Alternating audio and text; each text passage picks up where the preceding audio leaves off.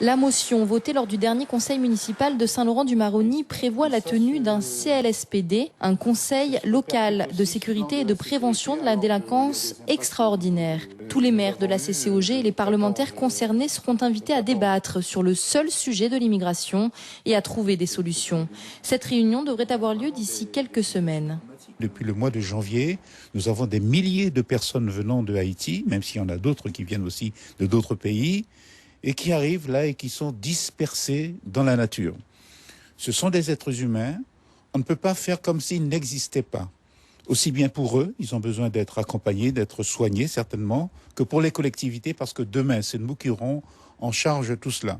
Et donc la motion vise à mettre en place un CLSPD exceptionnel, c'est-à-dire que je vais inviter en plus les parlementaires, mais aussi les maires du littoral, à venir pour réfléchir avec l'État.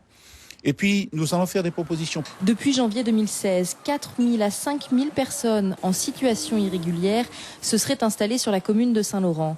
Beaucoup viennent d'Haïti pour fuir la misère. Ce flux d'immigrés ne cesse d'augmenter et préoccupe la mairie qui estime que l'État doit prendre le problème à bras-le-corps.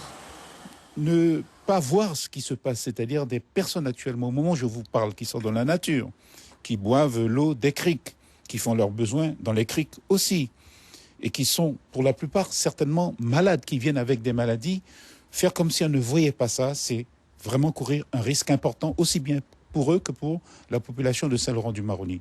Donc, mis à part le risque de sécurité, il y a un risque sanitaire important. Je ne parle même pas des problèmes de logement, parce que ça vient densifier les squats que nous avons. Je ne parle pas non plus de problèmes d'éducation des enfants. Donc, il faut véritablement alerter tout le monde, et c'est le but de cette motion-là.